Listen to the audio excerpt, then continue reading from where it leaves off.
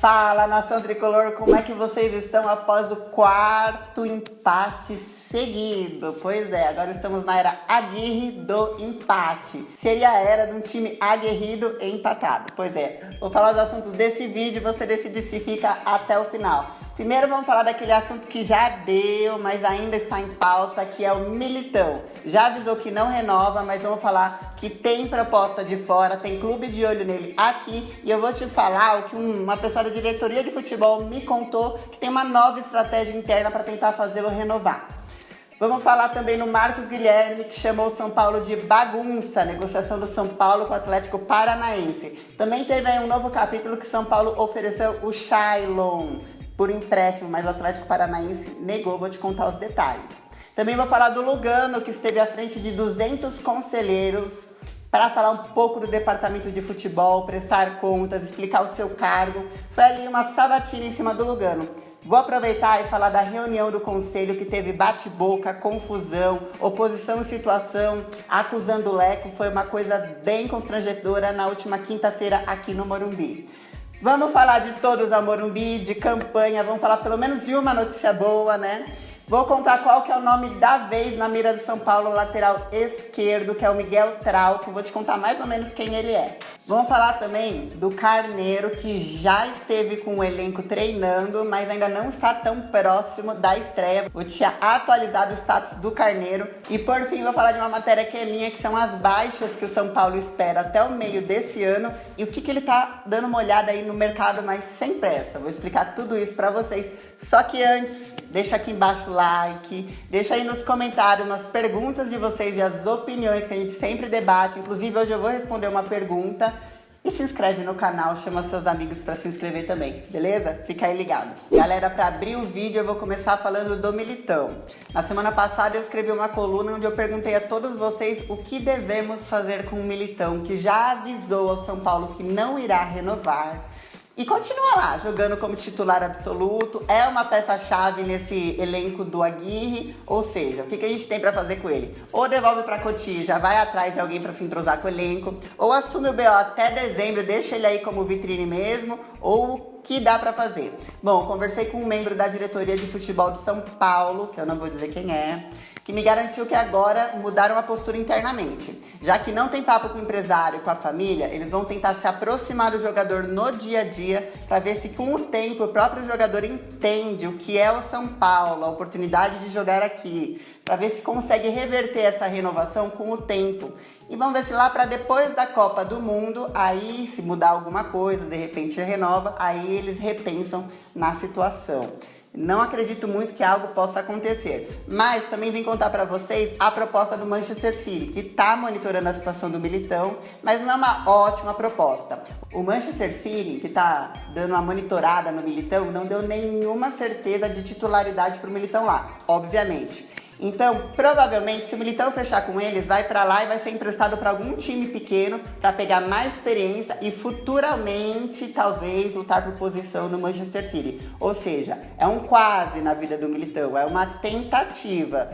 Pra gente que entende um pouquinho mais de futebol, podia falar, olha cara, fica mais um tempo no São Paulo, conquista um título aqui, faz seu nome, vai embora muito mais caro, ganha muito mais dinheiro e ainda volta com uma torcida pedindo a sua volta, você vai sair daqui renomado. Mas eu acho que é isso que a diretoria vai tentar passar para o Militão nos próximos dias.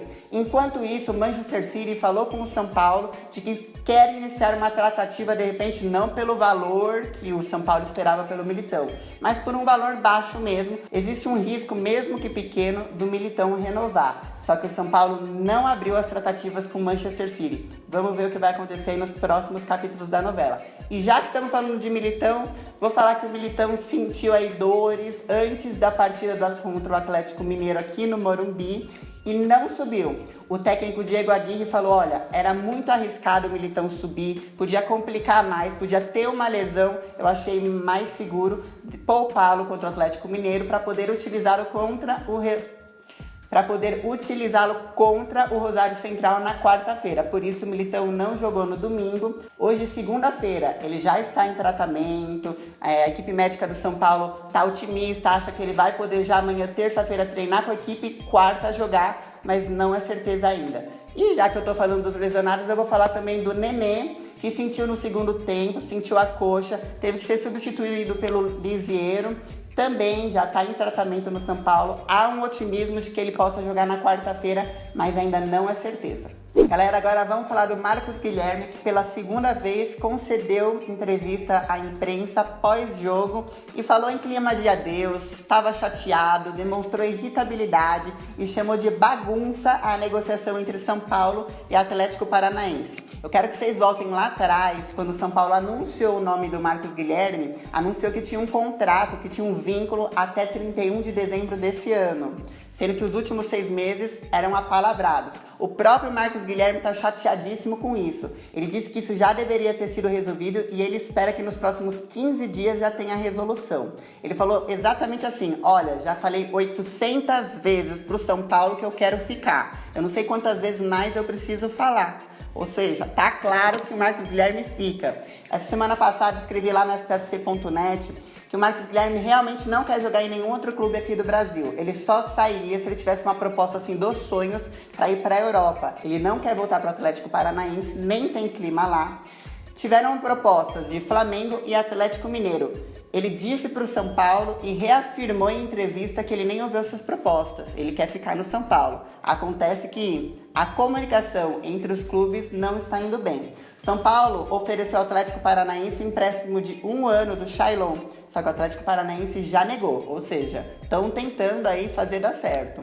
Lembrando que por 50% dos direitos do Marcos Guilherme, o São Paulo teria que pagar 3 milhões de euros. Quantia que a gente não tá podendo pagar, não tá afim de pagar, estamos querendo que os caras, façam valer a palavra deles mesmos, coisa que tá difícil de acontecer. O Marcos Guilherme vai tentar na pressão ficar no São Paulo, já disse que não quer voltar. E ele aproveitou também para agradecer o carinho da torcida que invadiu as redes sociais dele, pedindo para ele ficar. Ele quis dizer à imprensa que ele quer ficar, que ele quer atender os pedidos dos torcedores. Agradeceu por todo esse tempo no São Paulo. Enfim, tá chateado.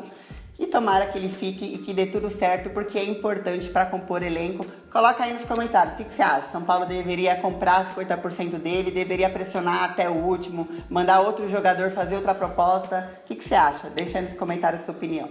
Pessoal, acho que nem em 2005 foi tanta pressão em cima do Lugano como está sendo agora. Agora, como diretora, fazendo parte do departamento de futebol, na última quinta-feira ele teve que prestar esclarecimentos a mais de 200 conselheiros, 240 para ser mais exata. 240 conselheiros do São Paulo na reunião do Conselho Deliberativo. Lá ele teve que explicar exatamente o que ele faz no cargo dele, qual que é o planejamento do departamento de futebol, tanto para a função dele quanto numa visão geral. E teve que responder perguntas desses conselheiros. Eu anotei algumas perguntas para dizer mais ou menos pelo que ele passou. Perguntaram ao Lugano sobre contratações, se ele estava envolvido nas contratações, se era ele que escolhia os jogadores, se ele tomava a frente na negociação. E ele falou: olha, desde que eu cheguei, eu só opinei sobre o Nenê e sobre o Carneiro. Sobre todo o resto, tá com o Raí e o Ricardo Rocha. Ele não faz parte de ir atrás de jogador. Se perguntam para ele, ele opina. Se ele tiver um vínculo, ele até aproxima. Mas não faz parte do papel do Lugano escolher as contratações. Os conselheiros perguntaram pro Lugano o que ele acha do momento atual do futebol e por que ele acha que o São Paulo tem ido mal há tantos anos. Vamos combinar que não é uma pergunta simples para um cara que acabou de chegar na diretoria, está completando agora 4 meses de direção. É uma pergunta bem difícil, inclusive. Mas o Lugano soube responder bem. Ele falou: olha, conforme os anos vão passando, o imediatismo fica cada vez maior. Falou que foi contratado o Diego Aguirre para tentar mudar a raça do time, para tentar trazer para o time uma força de vontade maior. Essa que foi a expectativa com a contratação do Diego Aguirre, uma pessoa uruguaia, aquela coisa celeste, aquela garra. E ele explicou também um pouquinho do momento interno, que estão tentando estabilizar com os jogadores, as saídas atrapalham, muitas entradas e saídas de jogadores, mas ele deu uma acalmada ali nos conselheiros. Outra pergunta bem difícil dele de responder, ainda mais porque estavam lá todos os diretores também de São Paulo, Foi sobre todas essas novelas de Marquinhos Cipriano, Schmidt, agora de Militão, com problemas de contratos dos jogadores da base. Ele disse que isso tem atrapalhado muito a integração dos meninos das joias da base para o profissional, porque já vem alguns com problemas de contrato. Aí você quer integrar o cara porque ele tem um bom futebol, mas ele tá com um problema de contrato que vem lá de trás. E o Lugano teve que ter muito cuidado para nessa resposta não acabar atingindo algum diretor que tenha errado lá no passado com algum contrato. E falou, olha, a gente tem que se adaptar à realidade. A realidade é essa. Dentro dessa realidade, a gente vai tentar tirar o melhor. Os jogadores que estão com o contrato em dia, a gente vai tentar integrar, mas o que a gente tem que fazer é trabalhar com a realidade. Foi muito forte o Lugano, muita raça e muita luz para ele, porque eu acho que a política interna é mais difícil de lidar do que final de Mundial no Japão, com toda certeza. Já que eu falei do Lugano na reunião do Conselho, eu vou falar agora da reunião do Conselho, que foi na última quinta, aqui no Morumbi.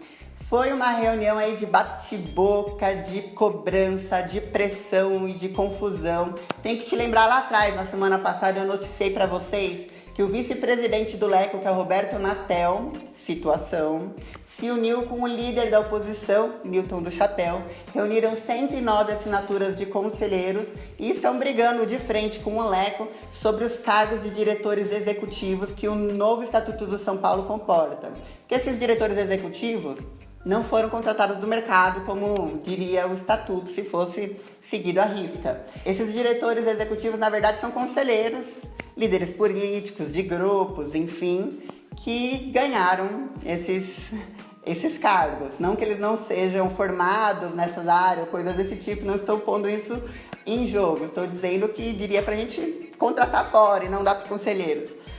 Como não houve acordo entre os conselheiros nessa última reunião, houve bate-boca, não era para você ganhar dinheiro, um salário desse, não sei o que, uma ponta dali, outra ponta daqui, foi gritaria com microfone e tudo. Vai ser criada uma comissão para tentar forçar os conselheiros, que são diretores executivos, a entregarem o cargo no conselho ou entregarem o cargo na direção. Vão ter que escolher entre um e outro.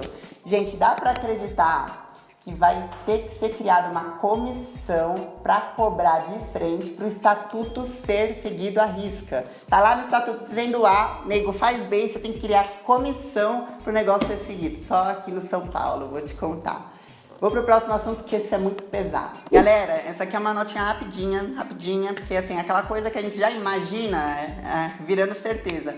O Marquinhos Cipriano, depois daquela novela, renova, não renova, aumenta o salário, vai luva, não sei o que, não quero, vai, volta pra base. Já anunciou pra onde vai e onde é o futuro dele. Ele já tinha pré-contrato assinado com o Shakhtar da Ucrânia e ele disse que assim que encerrar o contrato dele com o São Paulo em setembro, ele se muda para a Ucrânia. E boa sorte pro Marquinhos Cipriano. Fazer o quê? Boa sorte. Agora vamos falar do Carneiro, que primeiro ele surpreendeu os médicos do São Paulo, porque ele era esperado para começar a treinar depois de julho, por aí, mais uns 2 meses. E não, ele conseguiu ir bem, foi focado ali na recuperação dele. E já nessa semana, pela primeira vez, ele treinou, inclusive, com um elenco.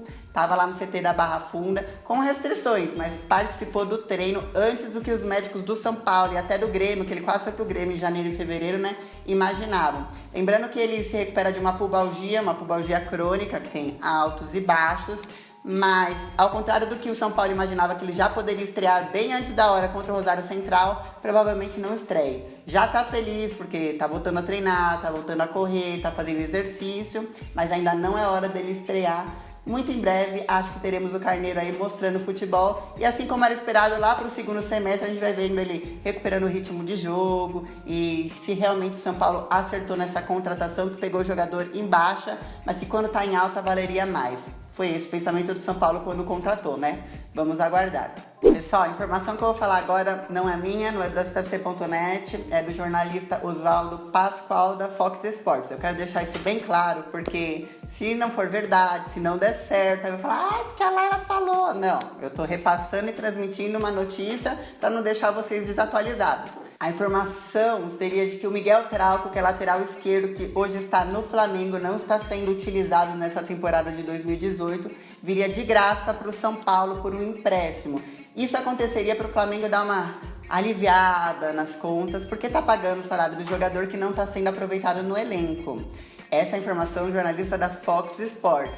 Lá no Flamengo eles estão dizendo que querem dar uma subida aí no grau do jogador para tentar negociá-lo depois da Copa do Mundo. Se vai vir, se não vai vir, eu ainda vou confirmar com a diretoria do São Paulo se realmente alguém deu uma telefonada e falou: vocês não querem o Miguel Trau? Que aí, como é que é? Não sei nem quanto o jogador ganha. No próximo vídeo eu explico um pouquinho melhor isso para vocês, mas já fiquem sabendo aí, lateral esquerdo, Miguel Trau. Vamos falar agora um pouquinho do mercado. São Paulo conta, é um planejamento da diretoria de futebol e eu vou falar assim, eu fico ouvindo o que um fala e outro fala lá de dentro, e aí eu tento passar para vocês qual que é o planejamento deles pra gente tentar debater, porque de repente eu consigo até transmitir uma ideia boa lá. O São Paulo tem certeza de mais ou menos 4 baixas esse ano. O Cueva, provavelmente depois da Copa. Rodrigo Caio, que inclusive essa semana vai dar uma entrevista na ESPN, já falou que provavelmente vai embora também depois da Copa. O Marcos Guilherme, que não estamos conseguindo resolver a renovação do contrato para mais 6 meses. E o Militão, que também não estamos conseguindo renovar. Então são 4 baixas aí, quase certezas, né? Só que chega no meio do ano, todos os clubes do Brasil têm surpresa, porque é quando abre a janela para a Europa, para o mercado asiático, e aí vem as propostas altas, que é o mercado de contratação deles, é quando eles se reforçam. O nosso é em dezembro, janeiro, no nosso verão. O deles é no meio do ano. Então o São Paulo espera 4 baixas e já está meio que preparando para alguma surpresa de meio de ano. Sabendo disso, também já estão se planejando para contratar mais ou menos uns 3 jogadores até o final do ano. Tudo depende. Se o Militão realmente for embora, eles vão atrás de outro jogador para substituir o Militão. Aí eis a questão, em qual dos posicionamentos de Militão que eles vão tentar reforçar? Lateral direita, volância, zaga, não sei. Ou vai trazer um jogador também polivalente igual o Militão?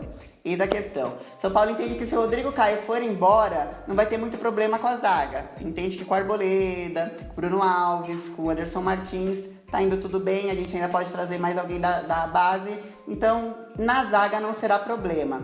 Também entende que a saída do Cueva talvez não gere tanta confusão. Mas se você acompanha o jogo contra o Atlético Mineiro, você pode acabar discordando. Porque o Nenê se machucou, teve que sair e o time só ganhou vida de novo quando o Cueva entrou. Se o Cueva não fosse tão problemático, seria a solução, mas não, faz questão de ser problema. Então o São Paulo também está nessa dúvida, se o Cueva vai sair, se ele realmente vai fazer muita falta a ponto do São Paulo ter que ir no mercado para contratar. Já estou falando isso para vocês, que é a cabeça atual da diretoria, e já vou pedir para vocês opinarem aí embaixo.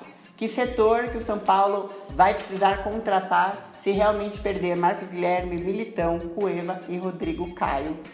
E eles estão sem pressa, estão monitorando o mercado, vendo o que tem, mas sem pressa. Vamos esperar acontecer primeiro para depois, mas também que fique claro, se demorar pra caramba pra contratar, até a nego entrosar, vai chegar no meio do ano, vai gastar não sei quantos mais milhões, porque a gente é o clube paulista que mais gastou reforçando. Tirando o Palmeiras, né? O Palmeiras é fora, não dá nem pra comparar com o Crefisa. Mas dos grandes paulistas, nós somos o que mais gastamos sem ter uma Crefisa colocando dinheiro. Então vai gastar mais, vai trazer, não vem demorar pra trazer jogador que tá... Vamos supor que machuque um meia. O Cueva vai embora, o Everton se lascou. Não vai demorar, você já tá olhando o mercado, né?